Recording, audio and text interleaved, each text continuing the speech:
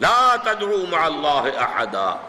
اور یہ در حقیقت ہم جب ہر رکعت جو ہے نماز کی ایاک نعبد و ایاک نستعین، پروردگار ہم صرف تیری ہی بندگی کرتے ہیں اور کرتے رہیں گے، اور صرف تجھ ہی سے مدد مانگتے ہیں اور مانگتے رہیں گے، یہ ہمارا قول و قرار ہے، یہ ہمارا عہد ہے اللہ کے ساتھ، اس کے خلاف نہ ہو، کسی کو پکارنے کی اجازت نہیں ہے.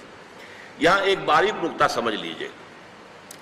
ایک ہے کسی کو پکارنا، کسی سے مدد چاہنا، کسی سے کسی کام کے اندر جو ہے کوئی امداد کی خواہش کرنا، جو کہ ہو دنیاوی جو معمولات ہیں، جو عام ہمارے قواعد ہیں، ظاہری مادی اسباب و وسائل کے درجے میں، وہ شرک نہیں ہے. میں کسی سے کہتا ہوں مجھے ذرا پانی پلا دو، یہ بھی ایک دعا ہے، استمداد ہے، مدد آپ نے مانگی ہے، اس سے اپنی ایک ضرورت پوری کرنے کے لیے کہا ہے. لیکن کیا ہے یہ کہ گھڑا ہے، وہاں رکھا ہوا ہے، وہاں پانی ہے، اس میں سے پانی لائے گا وہ دے دو. جو ظاہری قوانین طبیعہ جو ہیں ان کے دائرے کے اندر کوئی دعا، کوئی استمداد، کوئی استعانت، کوئی استغاثہ، اس میں کوئی حرج نہیں. غیبی اعتبار سے کسی کے ساتھ بھی کوئی دعا کی جائے گی اللہ کے سوا، وہ شرک ہے. وہ استدعا ہو، استغاثہ ہو، استعانت ہو، استمداد ہو، استنصار ہو، کچھ بھی ہو، غیبی طور پر دنیا کے معروف طریقوں میں اور جو ہمارے طبعی قوانین ہیں ان کے دائروں کے اندر مدد مانگنا، اس میں قطعاً کوئی شرک نہیں ہے، توحید ہے. البتہ اس میں بھی ایک باریک نکتہ ہے.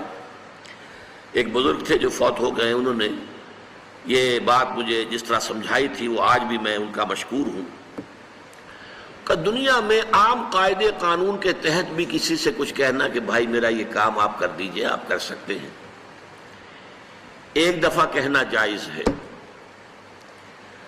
دوسری مرتبہ یاد دلا دینا کہ شاید بھول گئے، وہ بھی جائز ہے. تیسری مرتبہ کہنا شرک ہو جائے گا.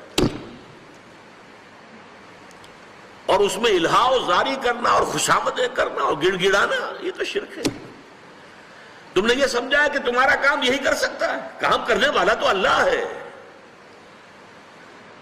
لا فاعل فی الحقیقت ولا مؤثر الا اللہ. حضور نے فرمایا کہ اگر تمہیں جوتا باندھنے کا تسبہ درکار ہو تب بھی اللہ سے مانگو، کسی کے سامنے سوال کا جو ہاتھ جو ہے وہ دراز نہ کرو. اللہ نے تمہیں ایک عزت نفس دی ہے، اس عزت نفس کو دہلا نہ بناؤ، کسی کے سامنے جو ہے اپنا ہاتھ پھیلا دینا، اپنی عزت نفس جو ہے تو ختم کر دینا ہے. مت مانگو کسی سے کچھ. لیکن یہ کہ ٹھیک ہے دنیا میں کام چلتا ہے. حضور کا شکی شان تو یہ تھی کہ اگر آپ سواری پر ہوتے تھے اور آپ کی چھڑی گر گئی تو سواری کو بٹھا کے اس سے اتر کر چھڑی خود اٹھاتے تھے. آپ کسی اپنے ساتھی سے یہ نہیں کہتے تھے کہ میری چھڑی پکڑا دو مجھے. آپ کی تو غیرت کا عالم جو ہے وہ بہت بلند تھا، بہت بلند تھا، بہت بلند تھا. لیکن دنیاوی عام طریقے سے یہ کہ ٹھیک ہے بھئی آپ ایک کام ہے آپ کر سکتے ہیں، یہ کر دیجیے. اس نے کہہ دیا ٹھیک ہے میں کروں گا، پھر بھول گیا یا کچھ اور ہوا. دوسری مرتبہ یاد دہانی کرا دی.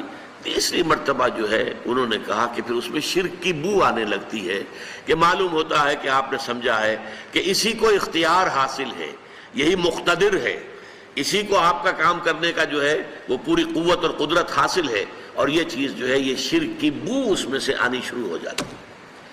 لیکن یہ ہے معاملہ سارا جو اسباب عادیہ کے تحت، اس سے ماورا آپ کسی کو نہیں پکار سکتے.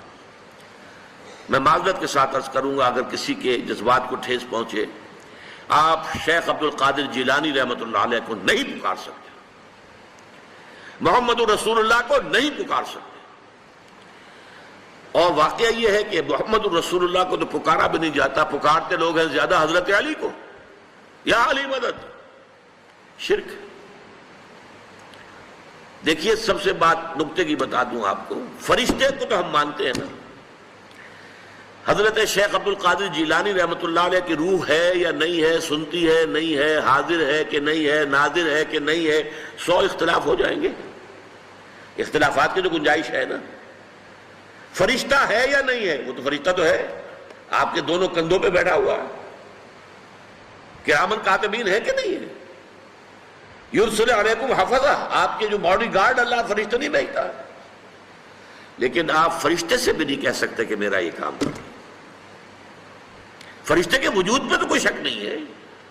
یا جبرائیل میرا یہ کام کر، قطعاً نہیں، غلط، شرک۔ لا تدعو مع اللہ احدا، اللہ کے سوا پکارنا کسی کو نہیں ہے، دعا کسی سے نہیں ہے، استغاثہ کسی کا نہیں ہے، استعانت کسی سے نہیں ہے، استمداد کسی سے نہیں ہے،